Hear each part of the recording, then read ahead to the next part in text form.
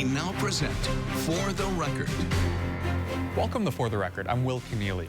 Coming up in the program, we sit down with the state's lieutenant governor to talk about the healthcare workforce shortage here in Wisconsin.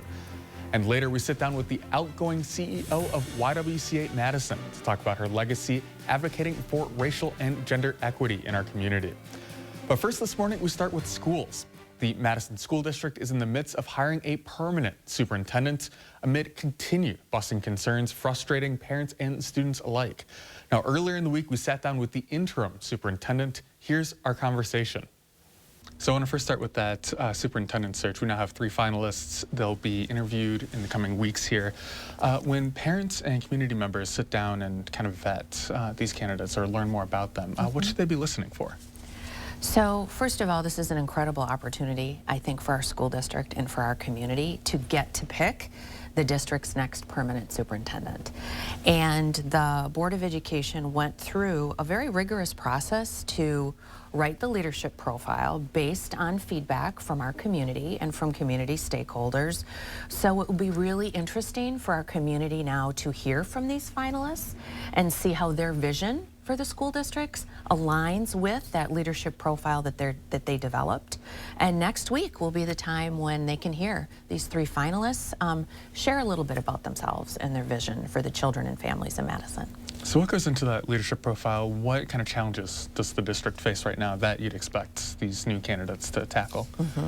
So I think that there are a lot of opportunities right now that a new superintendent will get to embrace and get to figure out with the community and with the Board of Education. So I think that there is an intentional focus right now, a focus that I had coming in as the interim superintendent around early literacy practices and really strengthening how children are learning how to read and how those practices in classrooms are aligned to the science of reading. So there's a great opportunity for a new superintendent to come in, set that vision, set really important goals around proficiency and growth, and really key into what's happening in the classroom around reading strategy and how children are learning how to read. So that first and foremost is always top of mind, I think, for a new leader, that vision for learning, especially for students who have been historically underserved and who have the most opportunity gaps. So I would imagine our community is going to hear something about that from our superintendent. I also think our new superintendent has this incredible opportunity to be a part of our budget process and be a part of the development of our long-range facilities plan. So the school district will be talking about our long-range facilities plan over the course of the next several months as part of our budget process. So we've already unveiled a facility condition report, which essentially grades all of our buildings. And then we'll have an opportunity with the Board of Education and the community to look at what are the priorities in our schools that are aging. So it's a great opportunity for a new superintendent to come in and lend some vision to that as well, and come in with the community and find out what some of our communities want to see in some of our buildings that will support our young people as they go through our system. So early in the year, the district had some issues with busing, certainly. Are those still prevalent issues? Are there long-term solutions that you'd be considering right now to kind of give parents that confidence going forward? Absolutely. I knew you were going to ask me that question. So we had some bumps in the road at the beginning of the year around transportation. We know there is a nationwide driver shortage. That said, we couldn't just acknowledge that and not do anything. So we gave the system that we committed to a try, but it became clear that we did not have enough drivers, and First Student couldn't deliver on the system that we had really thought, with all best intentions, we could move forward with. So we had to make some difficult decisions. We studied where some of the issues were. We consolidated routes. We worked with schools and principals around some best practices around transportation, but it became, unfortunately, clear to us that we needed to make a change. And we gathered information from our internal transportation team around how we could really minimize the number of drivers needed and actually get students to school on time in a different model. So we ended up developing what was a modified third-tier system. So we ended up running three time frames of routes. And what it meant for us, and we knew this was going to be hard, but what it meant for us is we had to change some school start times. It was really challenging. And we know it caused disruption to families. We know that it caused disruption to school staff, right? Children with families and daycare and work commitments. It was really, really hard. And we all acknowledge that, and I still to this day feel my own sort of remorse and regret that that's the way that had to happen. But we knew when we looked at it, and we tried 3 different versions of the modified 3-tier system. The first version impacted every child across every school, and we said, we got to go back. Let's try it again. So we went back, we tried something else. We were almost there. And then we went to a 3rd tier. We involved our union stakeholders, we involved our transportation providers, and we ended up with the 3rd tier system that we're currently in. Not perfect, right? We had to move some start times back. Some schools had significant changes, but we knew that despite some short-term difficulties, and we had them, that those short-term difficulties we knew would lead to longer-term stability. So we do have much greater stability now. Not perfect, but we are much more stable now. What we're doing moving forward, and this is, I think, what people are wondering, what I think we're getting questions about is, so what about 24-25, the start of next year? So first of all, we are learning from what happened this year, right? We had to move to this 3rd-tier system in the matter of about 3 weeks. So not perfect, but we're going to do some learning. I think we want to do some surveys of how the community responded, how start times worked or didn't work for them. Also being honest that, there are some logistics that we can't work around. There are some logistics that we have to have in place in order to run a system. So families can expect, I think, a survey asking them some questions about what their experiences were, and then we want to come back to the school board in April with some details around planning and what families can expect in 24-25. So I'm looking forward to that. Our internal team is hard at work. What that looks like is our internal transportation team has to work with First Student, who we need. We need them as partners.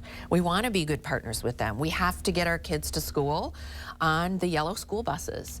We also have to partner with Metro for some of our high school students, and we partner with many of our taxi services for some of our other students. So right, the whole transportation system is something that we're taking a look at so we can make good recommendations to start off strong based on what we learned for 24-25.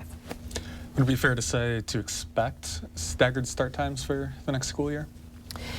I would imagine that we are looking at somewhat of a tiered system again for 24-25.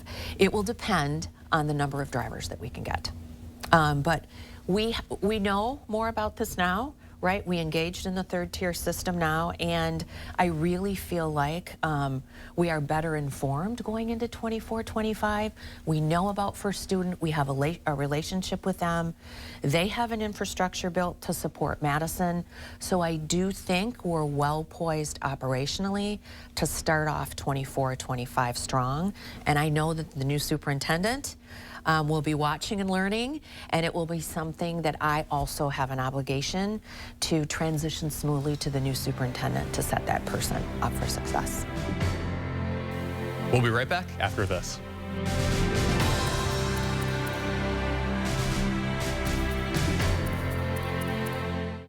This portion of News 3 Now is sponsored by Madison Gas and Electric.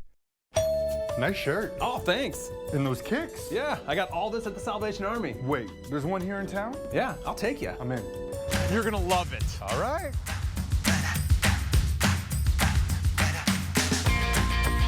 That's it? Brand new?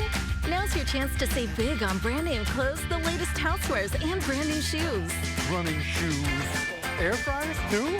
The grand opening of the Salvation Army in Madison, February 2nd from 10 a.m. to 7 p.m.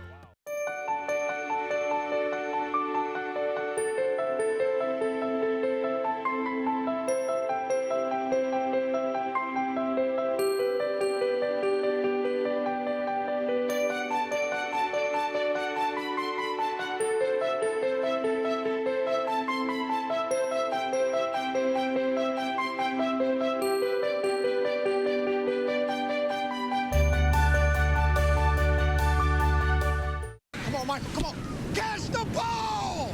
Huddle up! Do you need to get your eyes checked? Well, actually, here's the play. Stanton Optical makes glasses in 30 minutes. It's easy on 3. 1, 2, 3. Easy! Hut! Oh, Michael, you got this! Come on, turn! Michael, catch! I can see! You did it! I did it! 30-minute glasses? Now that's an easy play. Stanton Optical. Easy's our thing. Morgan Murphy Media's Madison area affiliates are expanding our community outreach efforts to attract a more diverse pool of candidates to fill current and future job vacancies. Your local organization is encouraged to assist in this effort by referring qualified applicants. If you wish to be notified of employment opportunities at Morgan Murphy Media, please contact the Director of Human Resources in writing or via email, or check current job listings by logging on to channel3000.com/jobs.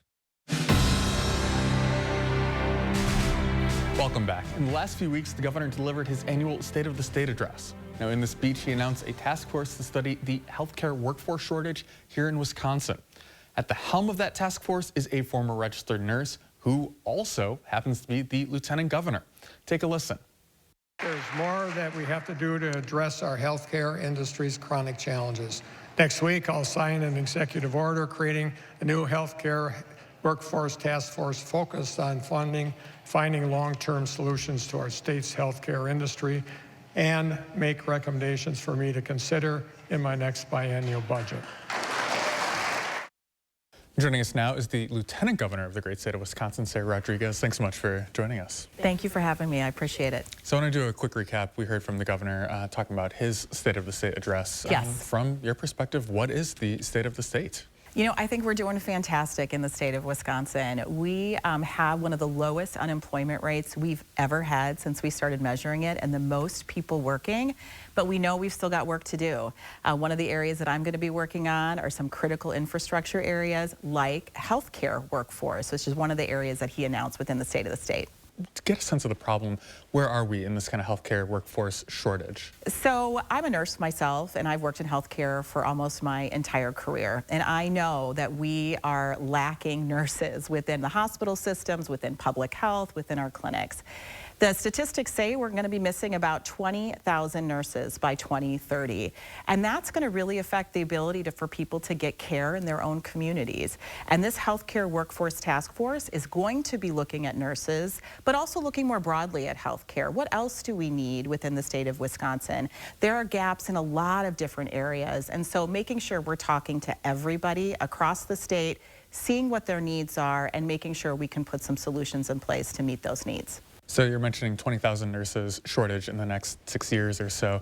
What does that look like in a clinic setting or in a hospital setting? So it means that sometimes the nurses are overwhelmed, or hospitals cannot put people into hospital beds because they can't man them with nurses. So they may be able to have more capacity within those hospitals if they had the staffing that they needed, but they don't have it today. And so we want to make sure that nurses are well supported within the hospitals. All healthcare professionals are well supported within the hospitals, and that they can do the job that they want to do safely and take care of our community.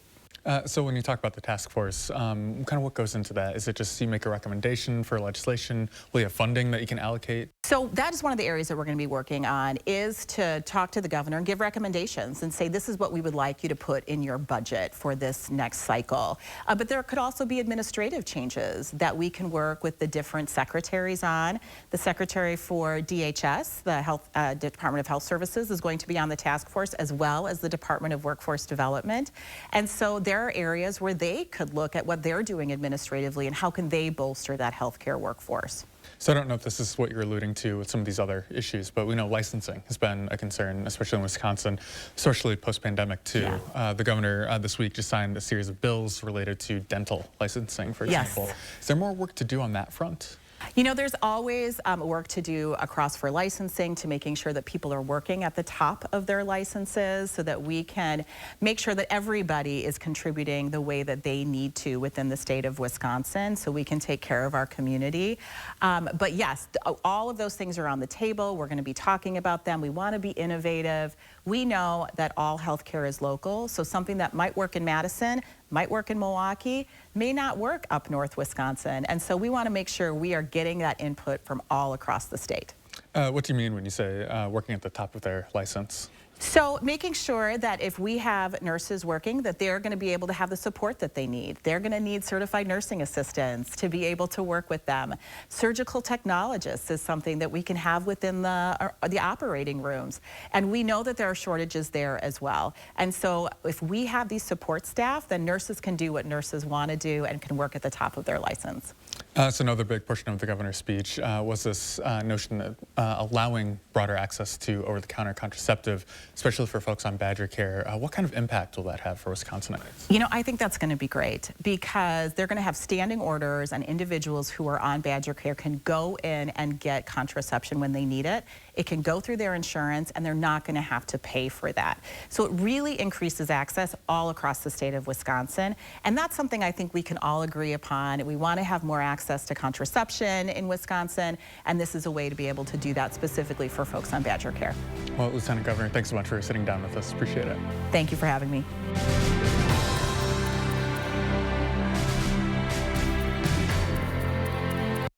Have you heard? Tempur-Pedic sleep is better sleep. With innovative memory foam developed by NASA, Tempur-Pedic mattresses reduce motion transfer, Which means less tossing and turning so you can sleep undisturbed through the night. But which Tempur-Pedic is right for you? Come to Denver Mattress and test for yourself. Or get a $300 gift when you purchase any qualifying Tempur-Pedic. And rest easy knowing it's backed by our 365-night better sleep guarantee. Shop Denver Mattress today, your Tempur-Pedic elite retailer. I was stuck. Unresolved depression symptoms were in my way. I needed more from my antidepressant. Vraylar helped give it a lift. Adding Vraylar to an antidepressant is clinically proven to help relieve overall depression symptoms better than an antidepressant alone. And in Vraylar clinical studies, most saw no substantial impact on weight. Elderly dementia patients have increased risk of death or stroke, report unusual changes in behavior or suicidal thoughts. Antidepressants can increase these in children and young adults, report fever, stiff muscles, or confusion, as these may be life-threatening, or uncontrolled muscle movements, which may be permanent. High blood sugar, which can lead to coma or death, weight gain, and high cholesterol may occur. Movement dysfunction and restlessness are common side effects. Stomach and sleep issues, dizziness, increased appetite, and fatigue are also common. Side effects may not appear for several weeks. I didn't have to change my treatment. I just gave it a lift. Ask about Vraylar and learn how AbbVie could help you save. A logo can do more than identify your company. It can connect in meaningful ways, energize your team, and inspire your customers. We're 4imprint, and we know your logo on the right product can create moments that matter. With 30 years of experience and thousands of products to choose from, we guarantee your order will be right the first time, on time, and for a great price. Be certain that the right moments will matter. Explore thousands of promotional products at 4imprint.com. 4imprint, for certain. Welcome back. We're seeing a notable departure from a Madison institution this month. From their office on the Capitol Square, YWCA Madison has advocated race, gender, and equity in the community. Now their CEO is stepping down, and joining us now to talk about her legacy with the organization is Vanessa McDowell Atlas. Thanks so much for joining us. Absolutely. Thanks for having me. So I understand YWCA in Madison, it's not really a new organization. It's been around for quite a while. What's been the legacy of the organization, and what kind of role does it play in the community now? Sure. So we have been in the Madison area over 100 years, and we have really had a mission that is a heavy mission that we carry with pride of eliminating racism, empowering women, and promoting peace, justice, freedom, and dignity for all. And we do that in sort of 3 programmatic areas of race and gender equity work, housing and shelter, and job training and transportation. So in those 3 buckets, we have numerous programs that we offer in our community.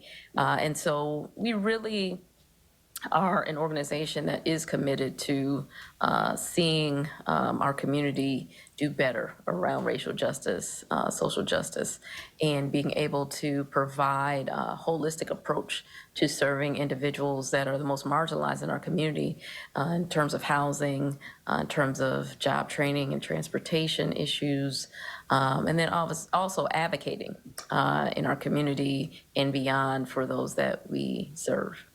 I was going to say, too, when you look at, obviously, you know, a 100-year-long history with the organization, what's kind of the state of kind of racial and gender equity in the community right now? I'm assuming there's a lot more work left to do. Oh, yes. I would say, you know, I'm born and raised in Madison, and so I have seen a lot of transition. I would say that we are in an interesting space as a community where I feel like we have to really have to pay attention. I think we're in a state of emergency, quite frankly, when it comes to affordable housing. There is none in Madison. And so what that does is it pushes particularly communities of color outside in the outskirts because they can't afford to live here. And then you run into transportation, right? Because now I can't get into the city. I may work in the city, but I have to live outside of the city. How am I going to get inside?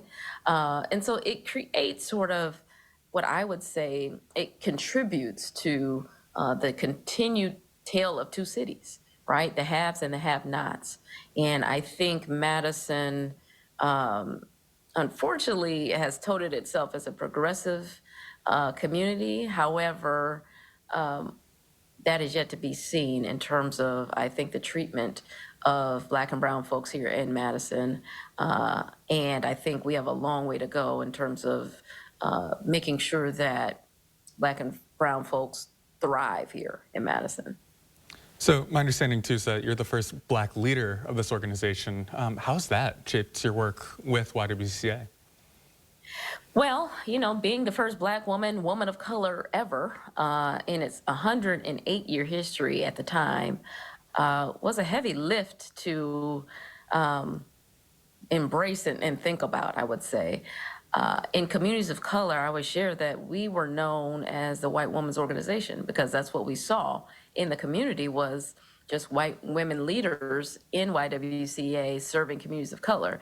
And so YWCA didn't really represent, I would say, the folks that it served in the way that it should. And so it has been a journey. It has been a long journey of trying to show that representation matters.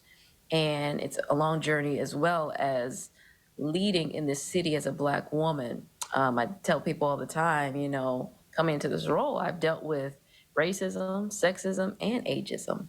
And it's a challenge every day to have to show up and do this work. And sometimes it just feels like we make things harder than they need to be, just because of, I would say, the nature of where we are in this country right now.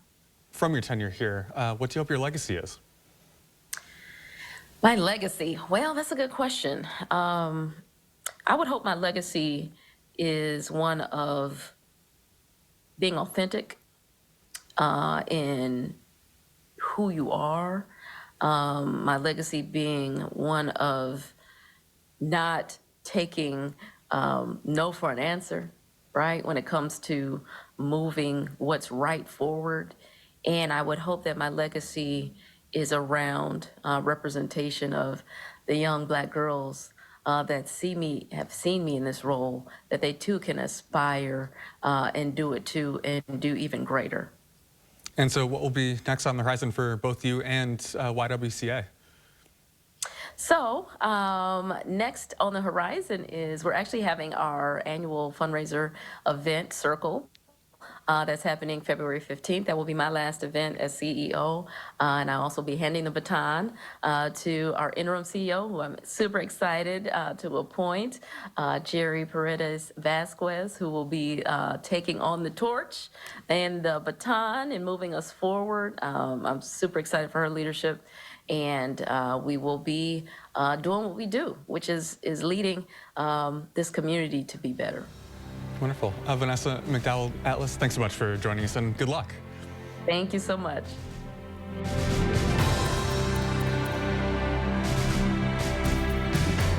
MG&E, building your community energy company for the future through the power of working together. Committed to cleaner, more sustainable energy, driven by innovation, fostered by shared values. Visit MGE2050.com. There's a reason big dental bills often come as a shock, because sometimes you don't realize what's not covered until you get the bill. That's why affordable dental insurance from Physicians Mutual is important. It can give you benefits that go beyond what you get from more limited coverage plans.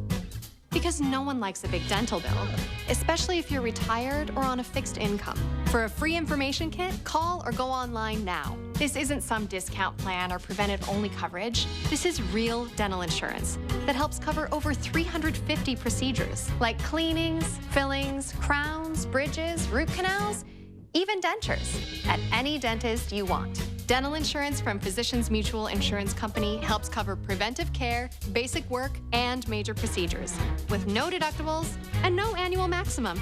For your free information kit with all the details, call now or visit sendinfokit.com. Physicians Mutual, Physicians Mutual. If you haven't been to the Legend of Bergamot in the last 5 years, you will be stunned. It's the fastest growing club and community anywhere in this state. It's a spectacular lifestyle. Have you stood on our balcony at sunset? The view of miles of countryside over a perfect golf course with the sun setting just over your left shoulder. That's pretty good. Come become a member. If you just want to do it a little bit, come be our guest. MG&E, building your community energy company for the future through the power of working together. Committed to cleaner, more sustainable energy, driven by innovation, fostered by shared values. Visit MGE2050.com. Welcome back. We leave you this morning with yet another retirement from the state legislature, this time Baraboo Democrat Dave Considine. Considine was first elected in 2014, representing an area stretching from his home in Baraboo through Sauk Prairie in Mazomanie. In a statement shared with News 3 Now, he says he is retiring to spend more time with his grandchildren on the farm and bike trail. During his 10 years in the state assembly, his office touted his focus on agricultural issues, the environment, and mental health. His seat will be filled in this November's election. And that does it for us this week. I'm Will Kenneally. Have a great rest of your weekend.